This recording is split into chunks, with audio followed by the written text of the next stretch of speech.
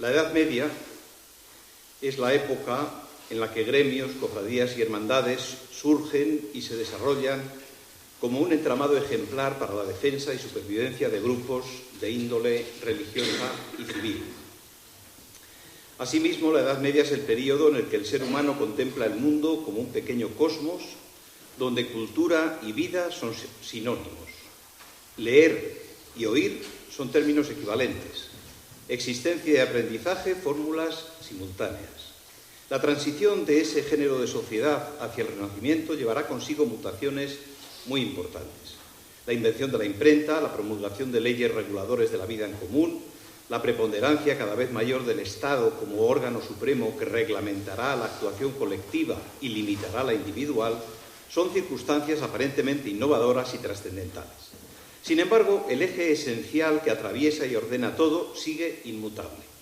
Así, indumentaria, alimentación, arquitectura, trabajo y creencias forman una cadena cuyos fuertes eslabones se rompen solo excepcionalmente y permanecen hasta bien entrado el siglo XIX, ese siglo inquieto de cambios radicales cuyo germen se irá gestando poco a poco desde la descomposición del antiguo régimen. Las cofradías sobrevivirán a todos esos cambios o se adaptarán a ellos gracias a sus normas internas y a la definición de sus fines, habitualmente de origen cristiano y de orientación benéfico-social. Hasta la creación del Código de Derecho Canónico en la segunda década del siglo XX, en 1917, el ordenamiento jurídico que afectaba a la Iglesia Católica y a cualquier tipo de hermandad que se creara dentro de ella se basaba en recopilaciones de decretos y cánones que comenzaron a fijarse por escrito en el siglo XII y que se recogieron finalmente en el Corpus Iuri Canonici. Ingmaro de Reims habló ya en el siglo IX de determinadas fórmulas de asociación de fieles a las que llamó colectas. En general, todos los documentos que se refieren a la creación de cofradías en la Edad Media advierten siempre de la necesidad de obtener el permiso de la autoridad, sea el obispo o el provisor, bajo pena de una multa y de la obligación de dotarse de unos estatutos, leyes o constituciones que regulasen de forma interna dichas hermandades para evitar abusos o desviaciones. Uno de esos peligros, acerca del cual ya hablan los primeros sínodos, es el de la administración incorrecta de los bienes propios de las cofradías. Otro sí mandamos, dice el Sínodo de León de 1306 en su artículo 21, que los bienes de las confraderías en los que fuesen a servicio de Dios dados non sean guardados nen distribuidos sin consciencia e sin mandado del obispo o del arcidiano. Y poco después el Sínodo de Oviedo de 1379 insiste en que ni el deán, ni el cabildo, ni los abades, ni los conventos, ni las cofradías que hubiesen arrendado posesiones debían hacerlo por más tiempo del estipulado so pena de excomunión. Otro peligro podía ser la proliferación de hermandades sin el control eclesiástico. Algunos, dice el Sínodo de Coria de 1537, movidos con buen celo, ordenan cofradías, las cuales han crecido y crecen en tanto número que podrían traer daño y hacen en ellas estatutos que por no ser bien mirados se siguen de ellos inconvenientes. El sínodo obliga a que los estatutos sean examinados y aprobados por la autoridad eclesiástica.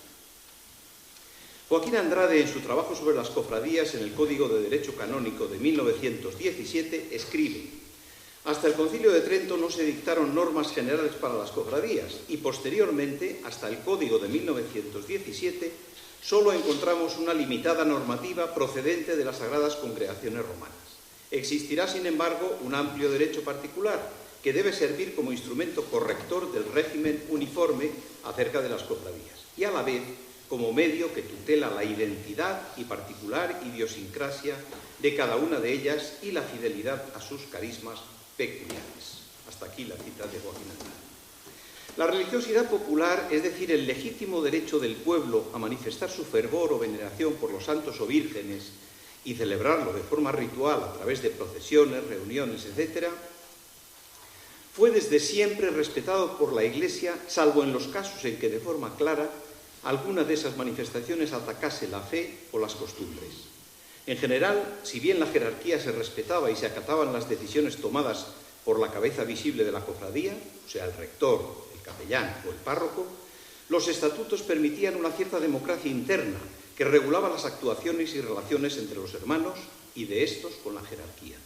La Iglesia no solo nunca estuvo en contra de que la gente honrase a los santos, por los que tenía especial devoción, sino que hay numerosísimas referencias al establecimiento de octavas u ochavarios, fiestas celebradas una semana antes del Día del Santo para preparar especialmente su fiesta, y al deseo de la jerarquía eclesiástica de que esas octavas tuviesen indulgencias que premiasen el fervor religioso.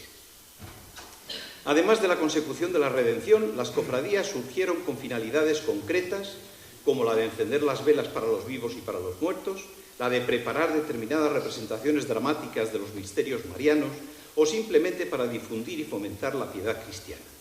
A veces, algunas cofradías traían como consecuencia la creación o difusión de otras, pues sus intereses se engarzaban. Léase, por ejemplo, la Congregación del Mes de las Ánimas y la Cofradía de la Virgen del Carmen, cuyo escapulario ayudaba a sacar las almas del purgatorio. La devoción a la Virgen del Carmen y sus símbolos procede principalmente de la leyenda de su aparición en el siglo XII al general de los carmelitas Simón Stock, a quien prometió que cualquiera de sus devotos que muriese llevando el escapulario se libraría de las llamas. Aunque estudiosos de la hagiografía dan a la leyenda un origen bastante posterior, el relato, que incluía la historia de que los monjes del Monte Carmelo fueron convertidos al cristianismo por la propia Virgen en el año 40 después de Cristo, tuvo una difusión y aceptación tan extraordinarios que casi todas las imágenes de la Virgen del Carmen se muestran sosteniendo al niño Jesús en sus brazos y ofreciendo a ambos a las ánimas del purgatorio la posibilidad de salir de los tormentos gracias al escapulario usado como cuerda de salvación. El uso de litografías para decoración doméstica durante la segunda mitad del siglo XIX propagó la creencia, acrecentándose la devoción entre cofrades y fieles con el uso de novenas cuyos gozos transmitían el milagro. En cualquier caso, la Iglesia mantuvo un equilibrio entre las advocaciones universales, propagadas por las grandes órdenes, y las devociones locales. Durante el periodo medieval, pero también durante los siglos siguientes, el significado religioso de algunos preceptos cofrades se entremezclaba de forma espontánea con algunas obligaciones sociales. De hecho, la asistencia a los hermanos que estaban enfermos o en la agonía, o la conducción de sus restos mortales al cementerio, o las misas dichas por ellos, se manifestaban en ambos terrenos con igual naturalidad, siendo esos cometidos en muchos aspectos precursores de funciones que luego cubrieron compañías de seguros, tanatorios o la propia seguridad social. No se puede olvidar que muchas confraternidades surgen de la necesidad de atender peregrinos o de aliviar sus necesidades o enfermedades, de acoger en su seno a personas del mismo oficio, desde menestrales a universitarios, pero también del deseo de defender públicamente la fe hasta con las armas, en especial en aquellas cofradías militares que acabarían siendo órdenes religiosas. La religión y la sociedad se mezclaban así en estas pequeñas comunidades, cuyo mejor calificativo parece que era el de hermandades o fratria, frente a otros menos apropiados como sociedad, consorcio, colegio o congregación. Atender a los hermanos enfermos, enterrar a los muertos de la cofradía, honrar con actos diversos el culto a una imagen o a una advocación, salir en procesión alumbrando con velas la carrera, disciplinarse en público, si bien con un capuz para ocultar la identidad, reunirse anualmente para la fiesta, a todas estas y otras actividades obligaba la pertenencia a una cofradía y su dejación o falta de observancia se castigaba con multas que podían ser impuestas por la propia Junta o por el ordinario. En cualquier caso, las visitas de los obispos eran un momento adecuado para la revisión de los libros y, por tanto, una ocasión para corregir los yerros. Los excesos en las colaciones o comidas, la exageración en los entierros con la contratación de plañideras y la prohibición expresa de que los cargos se heredasen de padres a hijos o de familiar en familiar son solo algunas de las prohibiciones más frecuentes que se repiten año tras año, lo cual indica no solo la insistencia de la Iglesia en que las cofradías se atuvieran a sus propios reglamentos, sino la contumacia en la conservación de algunas costumbres que costaba mucho desarraigar. Una prohibición frecuente, por ejemplo, de la que se puede derivar la sospecha de que iba destinada a atajar una costumbre muy popular, es la de vetar las corridas de toros en los cementerios. Lo de las 5 de la tarde no está tan mal puesto. En el libro de visitas que el obispo realizó al pueblo de Tudela de Duero se lee en concreto en el año 1583 lo siguiente, referido a la cofradía de la Cruz. Otro sí fue informado el señor visitador que se corren toros en el cementerio, a donde se entierra muy gran parte de los vecinos de este pueblo, en que se hace mucha ofensa a Dios y se pierde respeto debido al lugar sagrado, profanándolo con un acto tan condenado y reprobado por derecho y detestado por propio motu, y se refiere al de Pío V de 1567 de su santidad. Sigue el texto: y para que cese tanto abuso, mandó el señor visitador a la justicia y regimiento, so pena de excomunión mayor y de 50 ducados para la guerra que hace su majestad contra infieles, que no los corran en el cementerio, y a los curas y beneficiados, o la dicha pena, lo impidan y ejecuten la dicha pena, evitándolos de los oficios. La orden no debe de surtir el efecto deseado, pues 2 años más tarde se anota de nuevo en el libro de visitas: en ejecución de la visita pasada y atendiendo a la reverencia que se debe a la iglesia y su cementerio, y que se profana corriendo en él toros, por ser acto tan reprobado y condenado por rito casi gentílico por propio moto de su santidad, mayormente que se ha visto, como a su merced constó por información, que haciendo los tablados en el dicho cementerio se han abierto algunas sepulturas y se han sacado parte de cuerpos humanos, y para que cese tanto inconveniente y la ofensa que de lo referido a Dios se hace en irreverencia al lugar sagrado, mando, so pena de descomunión mayor y de 100 ducados para la guerra que su majestad ha de contra infieles, dobla la cifra, a los alcaldes, regidores y procuradores de este lugar, que de aquí adelante no corran ni consientan correr en el dicho cementerio, en la cual pena, siendo rebeldes, les hubo por condenados rebeldes, siendo sin otra declaración. Y en razón que por información bastante costó a su merced que, siendo alcaldes este año de 85, Alonso Astete y Pedro del Río, y regidores, etcétera, etcétera, etcétera, corrieron toros en el cementerio de Nuestra Señora de esta villa, día de la Cruz de septiembre de este dicho año, y condenó a cada uno de ellos en 500 maravedís para esta dicha iglesia, a los cuales mandó, so pena de descomunión mayor, los den y paguen al mayordomo de ella dentro de 9 días que este mandamiento les fuere notificado, el cual, término pasado, rebeldes siendo, les declaró por públicos descomulgados y mandó al cura o sacristán dentro de un día les notificase este mandamiento, y al vicario a las primeras cuentas cargue al mayordomo esta condenación.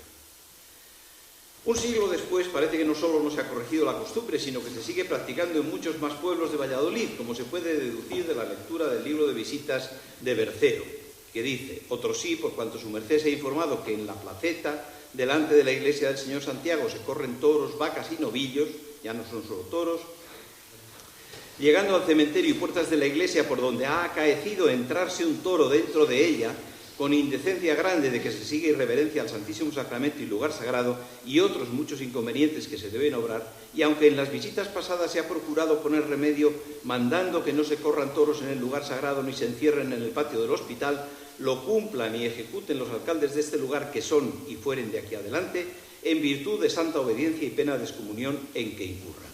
Y no lo cumpliendo, los curas los denuncien y publiquen por excomulgados en virtud de este auto que sirva de mandamiento. Los administradores y los mayordomos de las cofradías debían anotar en diferentes libros las entradas y fallecimiento de hermanos, los ingresos por multas, limosnas, rentas, etc., multas a los cofrades, y gastos, cera, refrescos, misas, sermón, música, los bienes propios de la hermandad, tanto los que se hubiesen adquirido como los recibidos en donación, y debían regirse por las reglas o estatutos. Cuando un libro estaba terminado, se guardaba en casa del mayordomo, quien se encargaba de su custodia. En el caso de que se deteriorasen o quedasen anticuados unos estatutos, se caligrafiaban unos nuevos. Este es el caso del libro de la Cofradía del Salvador, de Portillo, donde se indica que se mandaba hacer de nuevo por haber en la dicha regla, que era de 1412, cosas que, aunque al principio parecieron santas y buenas, la variedad del tiempo las ha alterado, y por las disonancias de los vocablos convenía enmendarse. En el libro de ánimas de Rodilana, por ejemplo, se advierte que a quien tuviera arrendada la posada propia de la cofradía, de cómo debía llevar la administración y todo lo que estaba obligado a tener en habitaciones y cuadras para satisfacer a los clientes, cuántas mantas debía tener, cuántas sábanas, etcétera, y cómo debía estar atendidas las cuadras para las mulas o los caballos. Muchas cofradías de ánimas fueron propietarias de pozos de nieve, cuya explotación producía unas rentas a la hermandad que estipulaban en sus estatutos las normas por las que debían regirse todas esas cuestiones. San Isidoro, en sus etimologías, ya llamaba estatuto al derecho dado a una multitud de hombres unidos por vínculos de sociedad. Los estatutos eran, pues, la reglamentación propia de una institución creada por ella y para ella, no tan amplia como la ley general, ni tan minuciosa que se limitara solo a reglas prácticas para casos concretos. Sus disposiciones integraban un cuerpo legal suficientemente amplio y organizado que regulaba la vida interna o externa de una entidad colectiva, o al menos algunas de sus principales funciones.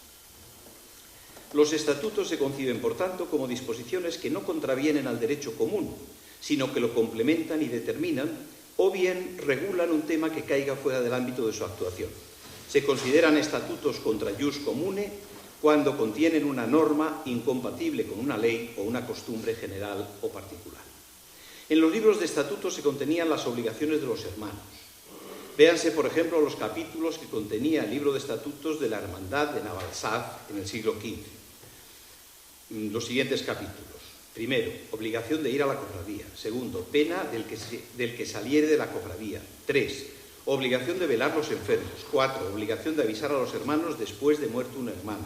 5, obligación de obedecer al alcalde. 6, descompuestos. 7, que ninguno se vaya hasta que digan las vísperas. 8, soldada de mayordomos. 9, el día de Santa Ana. 10, entra de cofrades. 11, moderación de cera e aceite. 12, de lutos. 13, no hay obligación de acompañar a los hermanos que no se entierren en Santiago, es decir, en la parroquia propia. 14, que no haya reservación de penas. 15, obligación de vísperas. 16, nombramiento de alcalde. 17, rezos por los difuntos. 18, misa de difuntos. Y 19, quiénes han de ser mayordomos. El protocolo y el comportamiento, por tanto, eran muy importantes entre los hermanos de las cofradías. Se consignaba en los estatutos o reglas que los hermanos habían de amarse, quererse, honrarse y guardar la ley de Dios.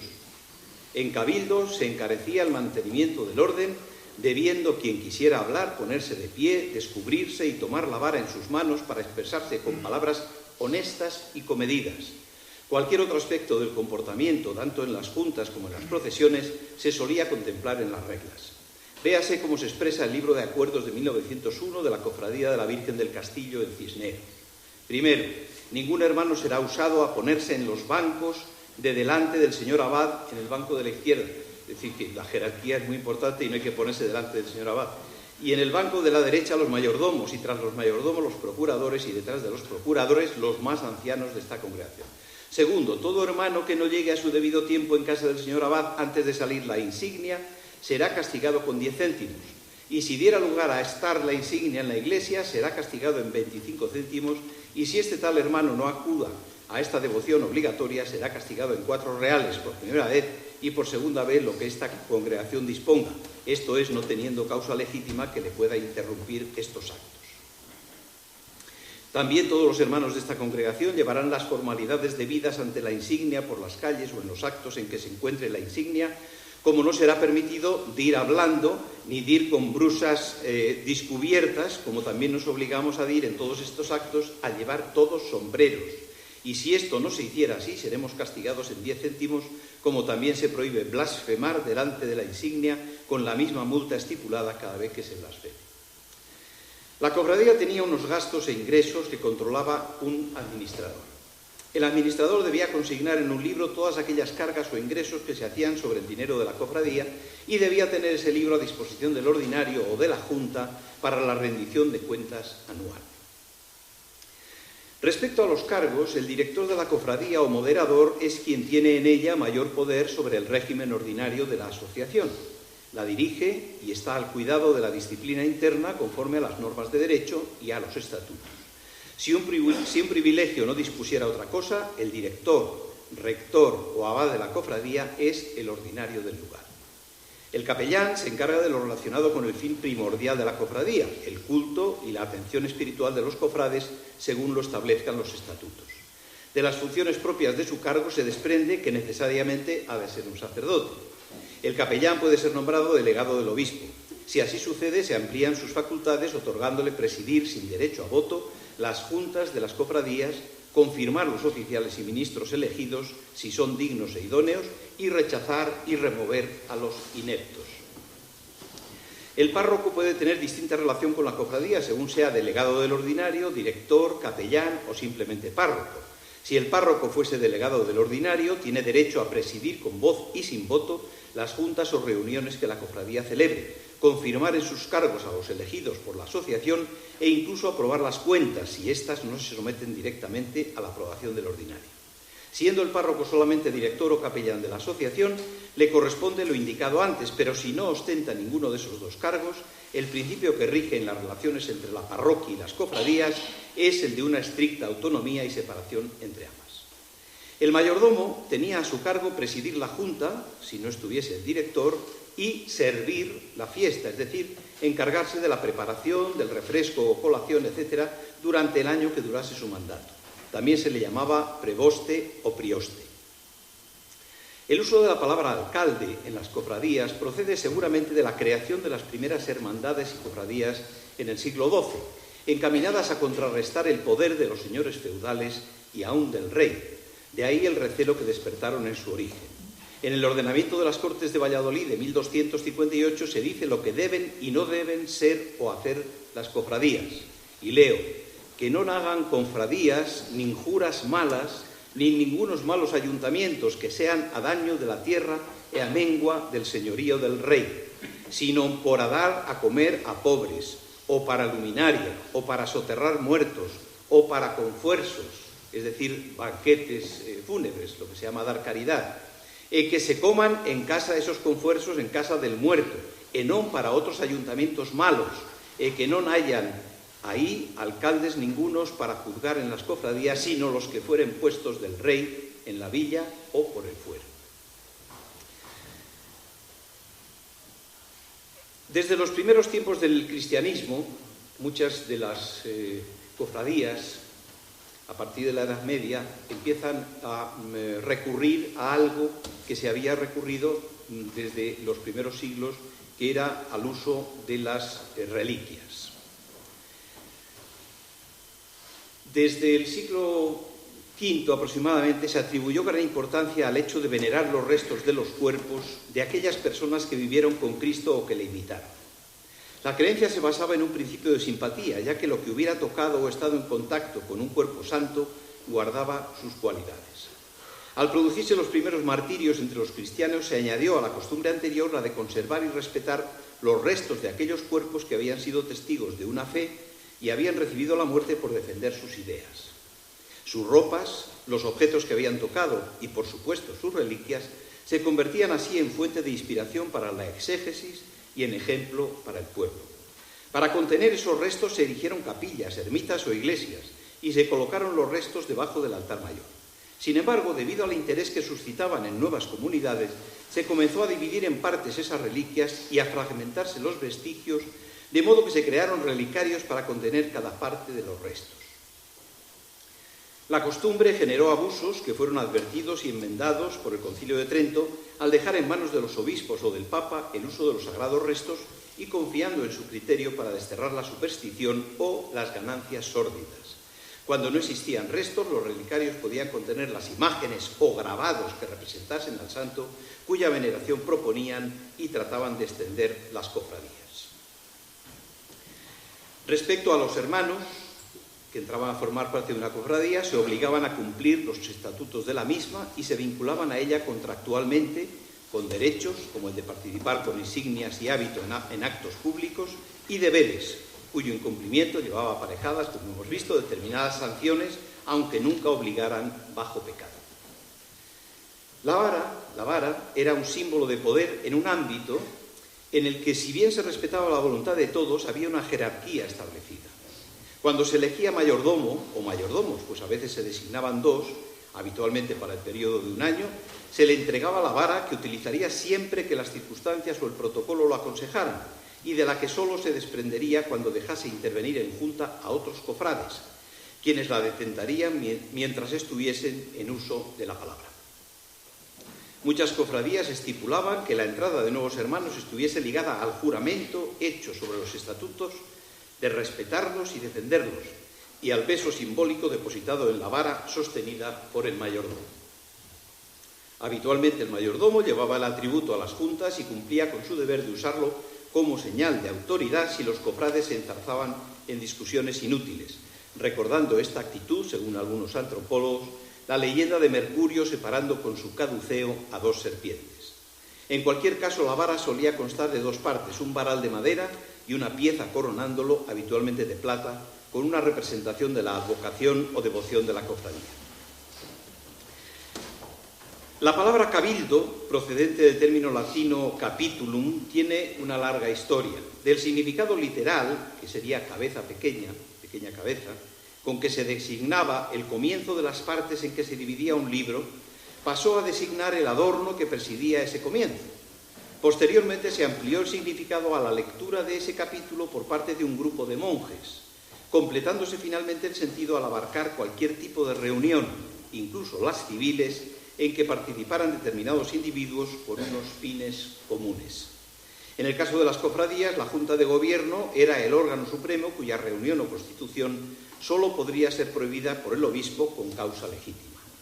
Para las elecciones se recurría siempre a lo consignado en los estatutos, donde se especificaba quiénes podían ejercitar el derecho a voto, qué cargos eran objeto de elección o cuántos años de antigüedad se exigían para votar o ser votado. Al final de las juntas se servía una colación a los cofrades, habitualmente adecuada a las posibilidades de la hermandad, aunque solía consistir en productos como frutas o frutos secos y vino. Esto se suele ver en los libros de cofradía. La Iglesia siempre quiso dejar claro que cualquier liturgia que tuviera lugar fuera de la administración ordinaria debería tener un control y atenerse a las normas de ésta. Los pagos o pitanzas por las fiestas votivas que organizasen las cofradías y que encargasen a curas beneficiados deberían repartirse entre estos de forma equitativa para que no fuesen dichas pitanzas motivo de escándalo o queja. Todas estas hermandades y cofradías adoptaban diferentes fórmulas. La cofradía podría definirse como una hermandad erigida canónicamente que, además de los fines de beneficencia, piedad o caridad, se constituye para el incremento del culto público. Aunque pueda tener un origen seglar, la cofradía está sometida a la jerarquía eclesiástica. Otra fórmula, las terceras órdenes seculares, son asociaciones de fieles cuyos socios, aun viviendo como seglares, siguen la dirección del superior de alguna orden religiosa conforme al espíritu de la misma, esforzándose en adquirir la perfección cristiana sin necesidad de profesar, según las reglas para ellos aprobadas por la sede apostólica. Otra fórmula, la pía unión, que era una unión de fieles que, erigida en persona jurídica canónica, ni de hecho ni de derecho, estaba instituida y ordenada a modo de cuerpo orgánico y se creaba para fines benéficos de caridad o de piedad. Y por último, la hermandad, que es una pía unión erigida por la autoridad competente y constituida también ad modum corporis organici.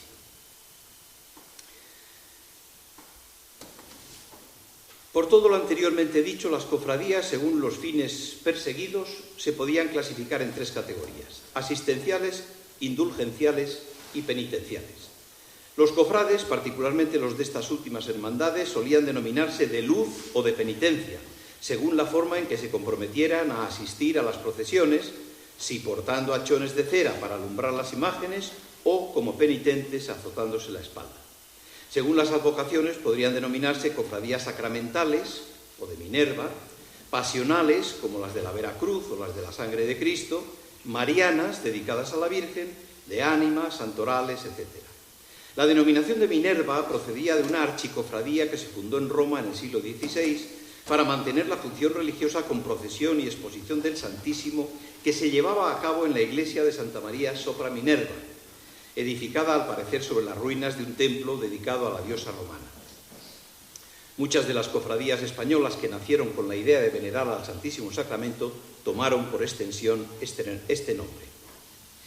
Las cofradías de la Veracruz o Cruz Verdadera se extendieron gracias a la difusión que de ellas hicieron los franciscanos, a quienes se encomendó la custodia de los santos lugares y la enseñanza de su significado. La iconografía de San Francisco mostraba muchas veces la imagen del santo sobre la que se habían impreso las llagas de Cristo. Por eso, algunos grabados representaban una cruz desnuda con dos brazos cruzados clavados en ella, uno desnudo de Cristo y otro cubierto por la manga de un hábito de San Francisco. En el terreno musical, ya voy terminando, cabría hablar de intérpretes, instrumentos y repertorio fundamentalmente. Históricamente se repitieron hasta el siglo XIX, en que se incorporaron las bandas, dos fórmulas básicas: la del intérprete solista y la de la capilla musical. En el primer caso, todo dependía de si era un muñidor, es decir, un avisador que pedía claro y paso a la gente agolpada en las estrechas calles, o de si era un especialista, es decir, un músico y frecuentemente un tamboritero, esto es, un ejecutante de flauta y tamboril al mismo tiempo, que era el que iba delante de los pasos. La capilla musical estaba compuesta, según las épocas, de más o menos instrumentos, pero casi siempre fijos: los violines, las chirimías, los oboes y los fagotes o bajones, grupo que a veces se completaba con sacabuches y trompetas.